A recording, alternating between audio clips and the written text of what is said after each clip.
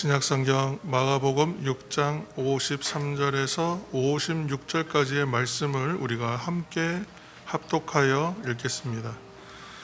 건너가 게네사렛 땅에 이르러 대고 배에서 내리니 사람들이 곧 예수 신주를 알고 그 온 지방으로 달려 돌아다니며 예수께서 어디 계시다는 말을 듣는 대로 병든 자를 침상째로 메고 나오니 아무데나 예수께서 들어가시는 지방이나 도시나 마을에서 병자를 시장에 두고 예수께 그의 옷가에라도 손을 대게 하시기를 간구하니 손을 대는 자는 다 성함을 얻느니라.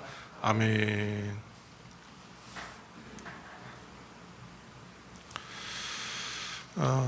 우리 교회는 새벽 기도의 시간에 말씀을 좀 통독하고 있습니다. 말씀을 통독하고 이제 또 말씀을 이제 풀어서 제가 한 10분 남짓 뭐 좀 길었지만 시간 좀 줄여서 이제는 10분 남짓 설교하고 이제 묵상하는 시간, 그리고 묵상하면서 기도하고 또 자유롭게 이어서 기도하는 시간, 그런 형식으로 우리가 새벽 기도의 시간을 가져가고 있습니다. 창세기부터 시작한 통독 새벽 기도회가 이제 구약이 끝나고 어느덧 신약의 두 번째 책 마가복음을 저희가 읽어가고 있고, 성경 전체를 이제 따지면 장수가 1189장이고 신약만 따지면 270장입니다. 그러니까 신약을 우리가 읽기 시작했기 때문에 올 여름 한 8월 정도면 저희가 일독을 하게 될 것 같아요. 성경을 읽으면서 이제 조금씩의 어떤 변화, 저 스스로에 대한 변화를 이제 말씀을 드리면, 말씀을 읽으면서 어쨌건 묵상하는 시간은 길어져요. 묵상하는 시간. 저는 뭐 설교를 해야 되니까 이런 뭐 당연히 이제 의무적으로 늘어나는 시간이긴 한데, 성경을 묵상하는 시간이 이제 길어진다는 것은 그런 여러 가지 유익이 있습니다. 우리가 신앙생활할 때 두 가지 큰 기둥이 있다.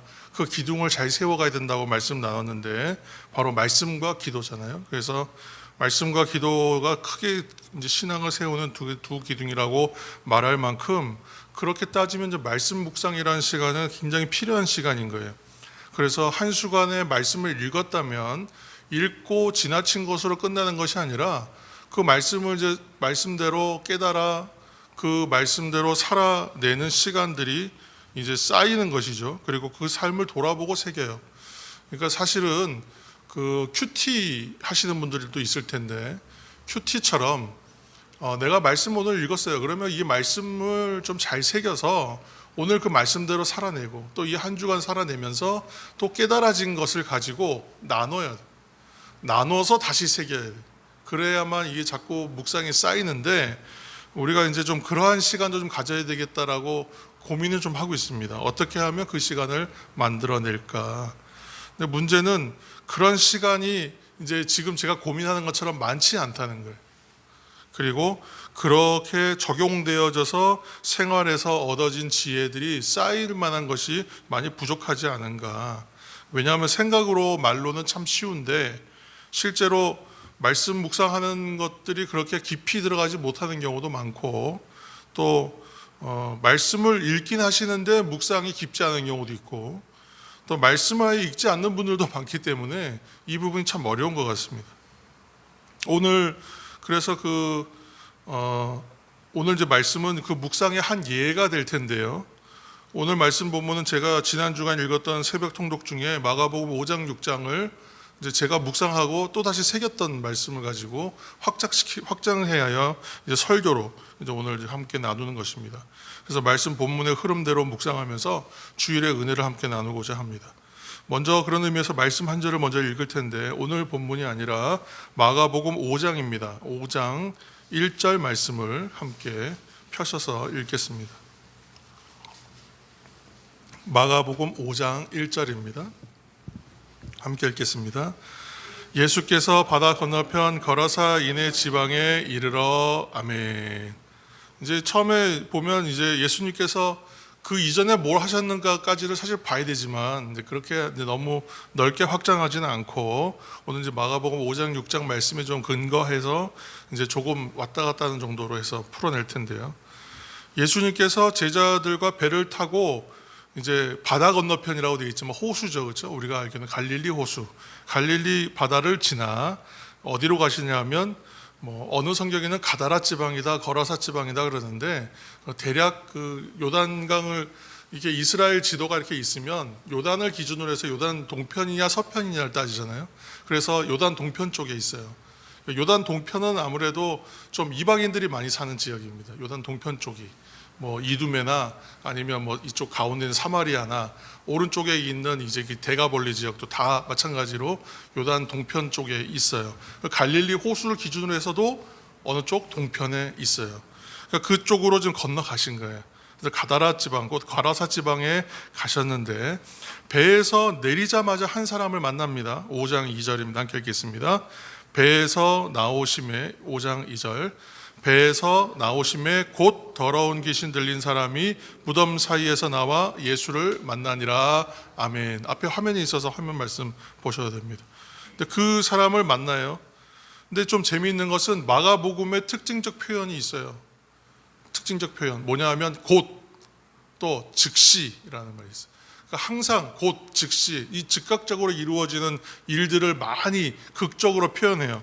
그래서 지금 예수님께서 나오셔서 배에서 내리자마자 곧 그렇죠. 바로 만난 사람 한 사람 그 사람이 누군가 그가 일명 거라사 광인 귀신 들린 사람 만납니다. 귀신 들린 사람 이 귀신 들린 사람의 그러면 현재는 어떠했는가 이 사람의 상태는 어떠했는가를 우리가 봐야 되겠죠.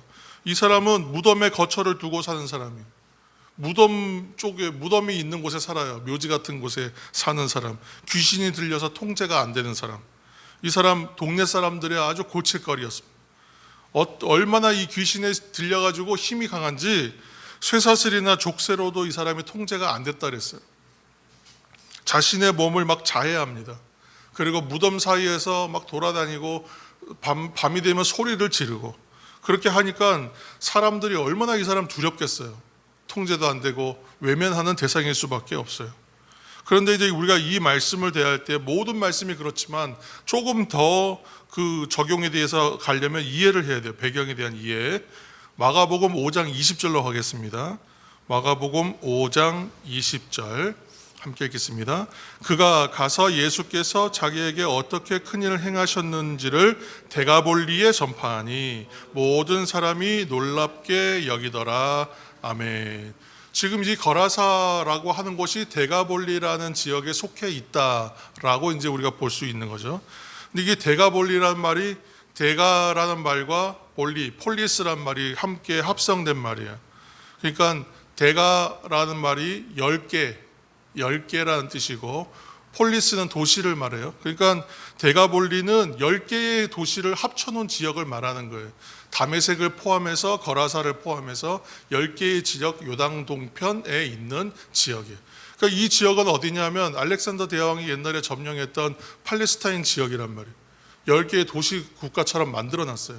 근데 여기를 이제 지금은 뭐 로마가 물론 편입을 했죠. 근데 이 10개의 지역을 묶어서 데가볼리라고 하고 알렉산더 때 만들었던 얘기는 그리스 헬라 지방에 있는 사람들이 많이 와서 살았다는 얘기입니다. 그쪽을 거주해서 도시를 만든 거니까. 그러니까 이곳은 말 그대로 이방인들의 지역이에요. 유대인이 안 사는 지역입니다. 이 데가볼리의 한 도시였던 거예요. 근데 거기에 이제 오늘 말씀이 들어가면 5장 11절 말씀을 읽어야 됩니다. 우리가 5장 11절 함께 읽겠습니다. 마침 거기 돼지의 큰 떼가 산 곁에서 먹고 있는지라. 아멘. 이 내용이 이제 어떤 내용이냐 하면 잘 아실 텐데 귀신 들린 사람이 이 귀신을 쫓아내니까 어떻게 해요? 이 군대 귀신이라고 말하는데 다른 성경은 레기온이라고 했거든요. 레기온이라는 말은 로마의 한 군단을 말하는 거예요. 레기온. 그래서 군대라고 지금 군대 귀신이라고 말하는 거예요. 한 레기온은 6천 명이에요. 한 군단이. 그러니까 상당히 많은 귀신의 떼가 있었던 한 사람 안에. 그러니까 얼마나 힘이 셌겠어요. 그러니까 이 사람에게 그 귀신을 이제 나가라 명하니까 이 귀신들이 사정하는 거잖아요. 아직은 주님께서 영광을 받을 때가 되지 않았기 때문에 왜 우리들을 심판하냐 이렇게 항의했던 거죠. 그러니까 그 귀신들이 요청하였을 때 마침 그 근처에 돼지의 큰 떼가 있어서 돼지떼로 들어가기를 원해서 들어가라 이제 허락하시는 것인데 지금 그 내용을 보면 여기에 지금 뭐냐면 돼지를 방목해서 키우는 지역이구나. 돼지를 키우는 지역이구나. 유대인들이 돼지를 좋아합니까? 유대인들한테는 돼지는 부정한 짐승이에요. 먹어서도 안 되고 만져서도 안 돼요. 그러니까 돼지를 방목하는 지역이에요. 그러니까 헬라 사람들은 어떻게 해요? 돼지를 방목해서 키워서 자신의 신전에다가 제물로 바치고 또 식용으로도 먹는 거예요. 그러니까 이 지역은 돼지를 놓아서 기르는 게 당연한 것인데, 유대인들에게는 그러면 이 지역은 이방 사람의 땅이다, 게다가 돼지를 막 그냥 놓고 키우는 그런 곳이다, 들어가겠습니까 사람들이? 이 근처도 안 갑니다. 그런데 예수님께서 산에서 말씀 전하시고 모든 비유를 들어 설명하시고 피곤하셨음에도 불구하고 배를 타고 간 곳이 어디냐 하면, 가서 만나기 위하여, 한 사람을 만나기 위하여 가는 곳이에요. 거기가 어디냐면 바로 이곳이었다는 거예요. 사람들이 외면하고 원치 않고 피하는 그 자리에 예수님께서 일부러 가시는 거예요. 한 영혼을 위하여. 유대인들은 혐오하는 동네, 외면하는 곳에, 그곳에 가시는 거예요. 오랫동안 귀신에게 사로잡혀 고통받던 한 영혼 구원하시기 위하여 그곳에 가십니다. 예수님을 만난 이 사람은 어땠습니까? 옷도 입지 않고 자기의 몸을 자해하고 무덤들 속에서 살면서 그렇게 말 그대로 광인의 모습으로 살아가는 불쌍한 사람이에요. 사람들과 단절된 사람이에요. 홀로 고립된 사람이에요. 고통 속에 몸부림치던 불쌍한 영혼입니다. 근데 이 사람이 오늘 예수님을 만나서 어떻게 돼요? 구원을 받습니다. 자신의 가족들에게 돌아가게 되고, 또 후에는 어떻게 됐다고요? 데가볼리 지역의 복음 전파자가 됩니다.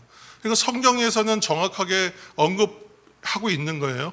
이 누군지는 몰라요. 이름도 알려져 있지 않지만 이 사람이 어떻게 보면 이방인들을 위한 복음 전파자의 최초의 시초다. 왜냐하면 마가복음이 최초로 쓰여진 복음서니까 이 기록이 최초예요.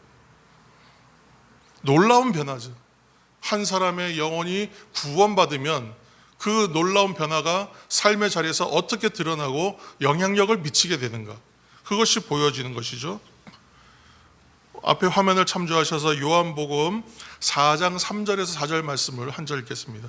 4장 3절에서 4절 요한복음입니다. 유대를 떠나사 다시 갈릴리로 가실새 사마리아를 통과하여야 하겠는지라. 아멘. 이게 무슨 말씀인지 아시죠? 이 말씀은 지금 이제 사마리아 성 수가성에 있는 우물가에서 여인을 만나잖아요, 예수님께서. 근데 그 곳에 가실 때에, 갈릴리로 가실 때, 유대 땅을 떠나 다시 갈릴리로 가실 때에 사마리아로 사람들은 지나가지 않았습니다, 유대인들은. 그런데 이렇게 둘러서 가요. 사마리아가 있으면 이렇게 둘러서 다녀요. 그런데 예수님께서는 그냥 사마리아를 통과하여야 하겠다고 그 가운데로 들어가시는 거예요. 이처럼 다른 본문에도 보면 예수님께서 당시 유대 사람들은 밟기조차 꺼려하고 일부러 피해서 가던 지역 사마리아 땅을 아예 통과하여 가신 적이 있어요. 그때도 수가성의 여인 한 사람을 만나기 위해서 우물가에서. 왜 사마리아를 가셨어요?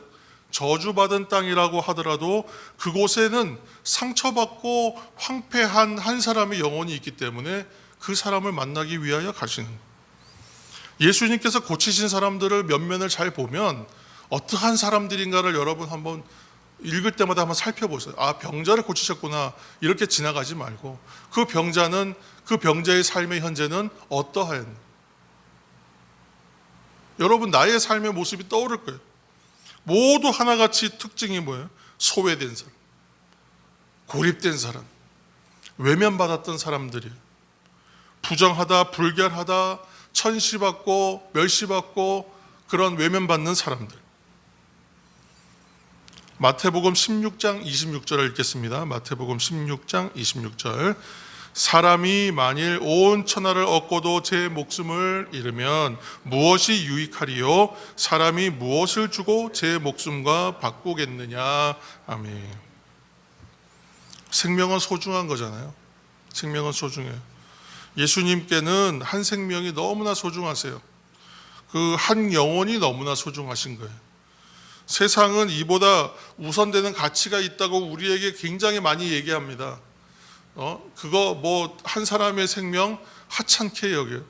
뉴스를 보면 얼마나 많은 사람들이 죽는 줄 모릅니다. 그런데 그 우선순위들을 자꾸 세상이 얘기하는 우선순위들을 따라가다 보면 우리가 놓치는 것이 있어요. 세상은 성적이 중요하고 진학되는 것이 중요하고 취업하는 것이 중요하고 무엇보다 돈이 중요하고 이 모든 것은 성공하기 위해서고 이러한 가치들을 계속 정해놓고 그 일들을 이루어내라고 우리에게 강변하고 우리들 분주하게 만들거든. 그런데 그 일을 성취하거나 이뤄내지 못하면 어떻게 돼요?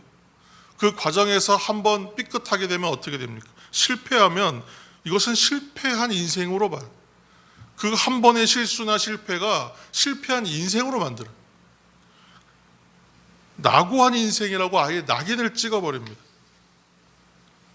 오늘날의 사회, 우리나라, 특별히 우리나라, 대한민국은 실패를 용납하는 사회가 아닙니다.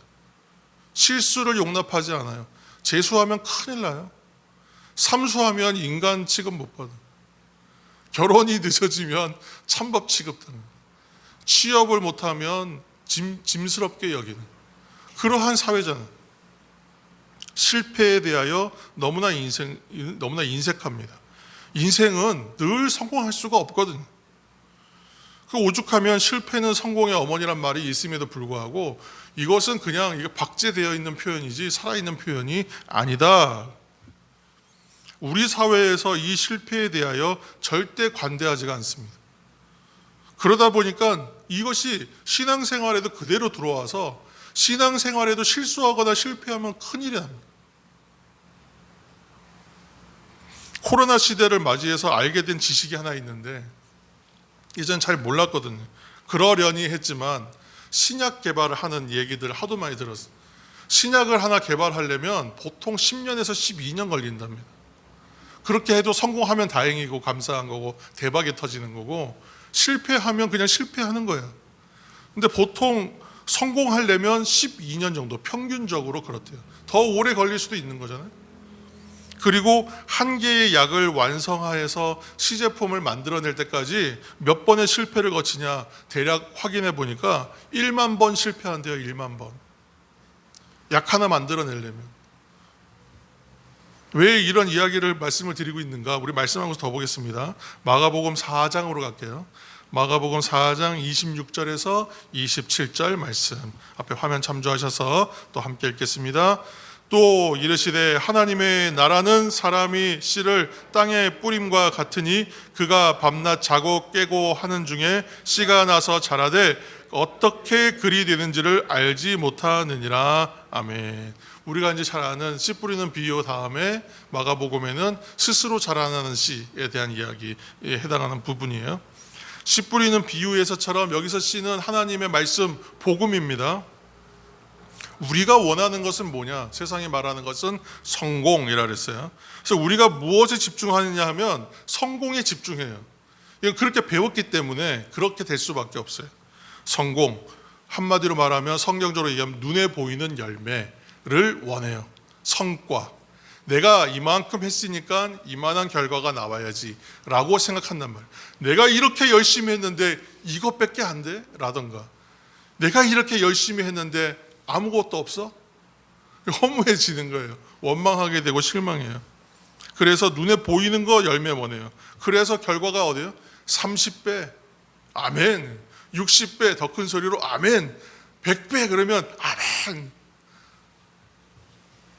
그래서 30배, 60배, 100배 얼마나 많이 들었는지 모르겠어요. 어렸을 때부터. 그런데 그 앞에는 뭐가 있냐면 돌짝밭도 있고 흙이 얕은 돌밭도 있고 그 앞에는 가시떨기도 있고 사람들은 30배, 60배, 이왕이면 100배의 열매를 원하지만 그런데 우리 인생을 한번 보면 왜 이렇게 인생에 돌짝밭이 많은지, 왜 이렇게 가는 길에 가시떨기가 많은지, 왜 이렇게 작은 실패와 실수와 잘못됐다고 생각하는 일들이 많이 일어나는지 모르겠다는 거예요. 그러니까 이 일들에 대하여 낙심하는 것이 우리들의 신앙이고 이것이 믿음의 현실일 수 있다는 거예요. 사랑하는 성도 여러분, 지금 말씀을 읽었는데 씨앗이 나고 자라는 것을 사람이 안다 그러냐 모르냐면 모른대요. 우리가 알지 못하는 중에 자고 깨고 그냥 일상을 살았는데 보니까 자라고 있는 거예요. 분명히 나고 깨는 중에 보니까 어떻게 되어가냐면 자랐다. 우리가 알지 못하는 중에 자랐다라고 얘기해요. 이처럼 우리가 예수 그리스도를 나의 구주로 영접하고 하나님을 아버지라고 부르는 하나님의 자녀가 되고 성도가 되었잖아요. 이 과정을 여러분 다 기억하세요? 어떻게 되었는지? 그렇게 됐다 그러니까 그런가 보다 하세요? 우리가 어느 날부터 신앙에 대한 자각이 생겼죠. 내가 믿음에 대해서 어렴풋이 알던 것이 조금 더 선명해지고, 근데 좀 알다 보면 더 모르겠고, 그러한 시간들을 계속 겪었어요.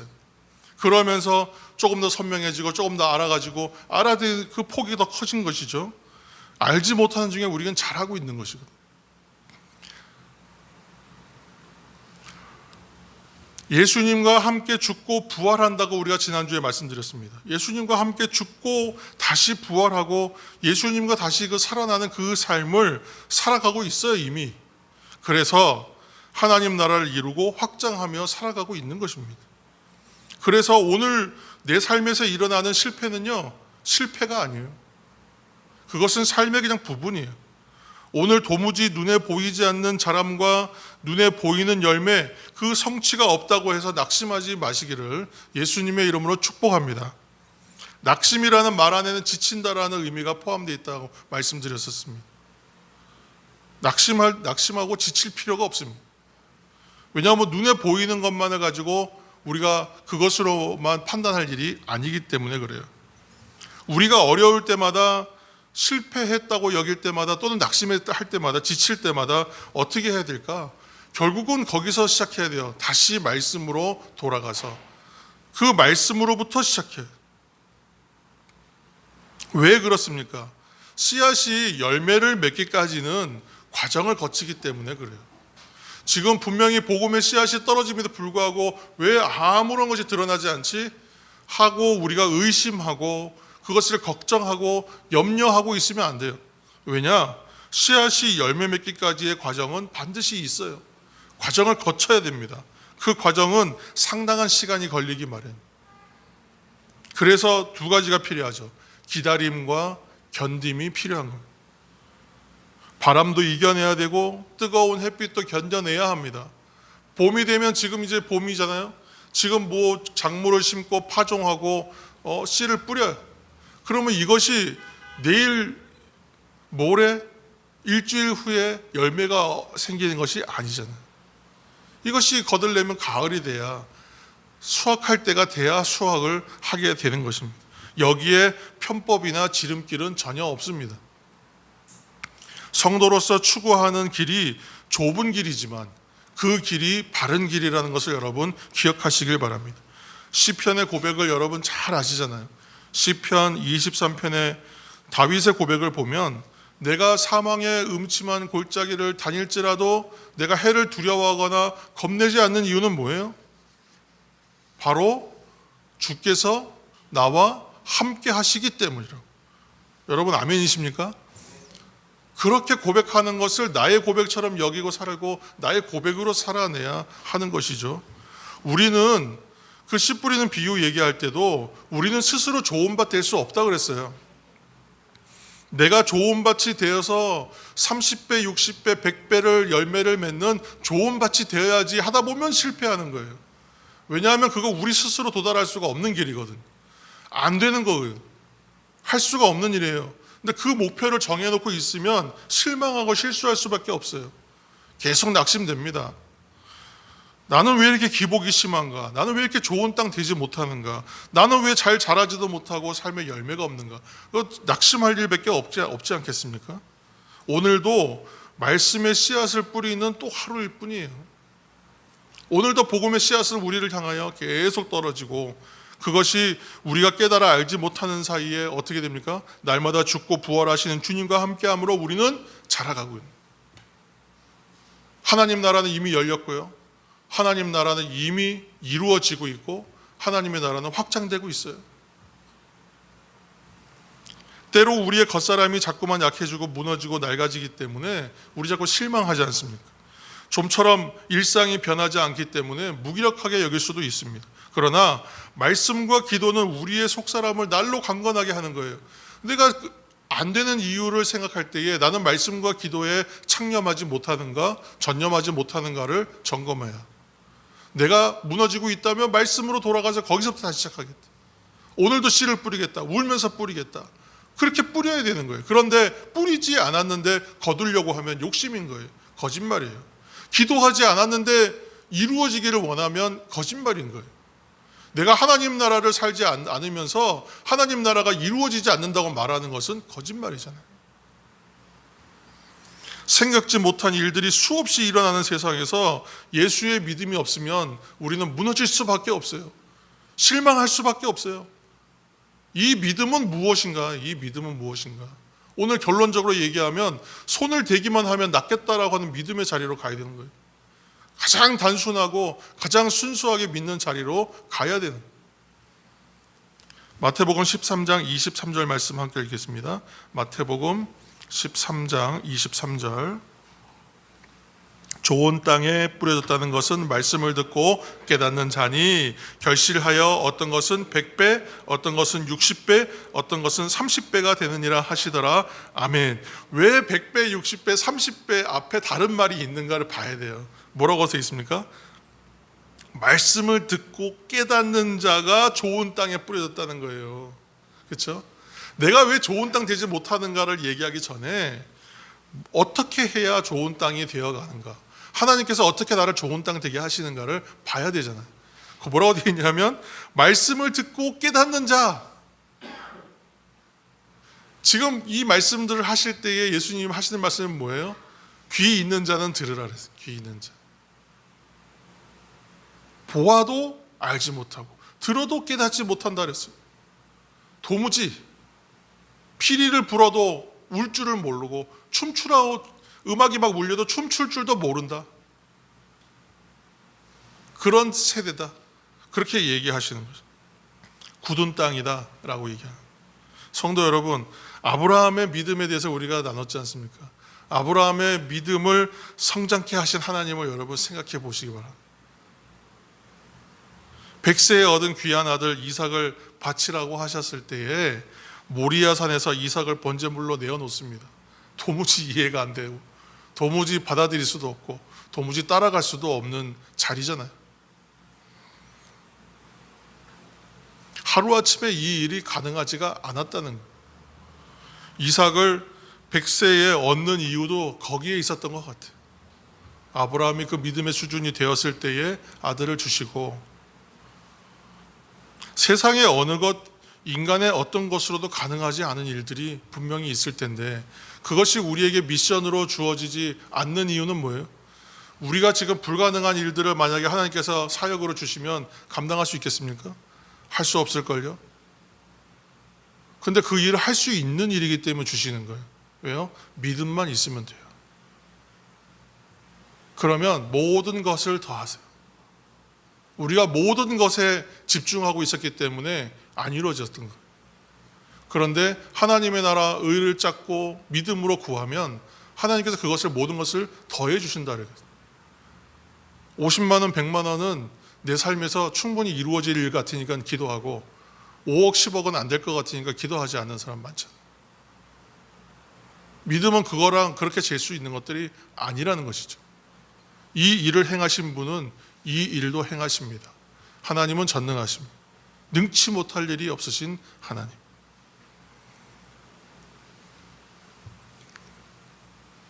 하루아침에 가능한 일들이 아니었어요. 세상의 어느 것, 인간의 어떤 것으로도 이 아브라함의 순종은 있을 수가 없는 일이었죠. 이처럼 오늘도 자고 깨는 중에 우리의 방법이 아니라 하나님의 열심으로 우리가 미처 깨닫지 못하고 알지 못하는 중에 말씀을 듣게 하시고 그것을 또 깨닫게 하시는 시간들이 우리에게 계속 쌓이고 있습니다. 성도 여러분, 인간은 생명과 능력이 제한된 존재예요. 그리고 허물과 죄로 인해 죽을 수밖에 없는 인생이었어요. 그런데 주님께서 우리를 위해 죽으시고 살아나심으로 우리에게 생명의 존재가 되고 의로운 존재가 되세요.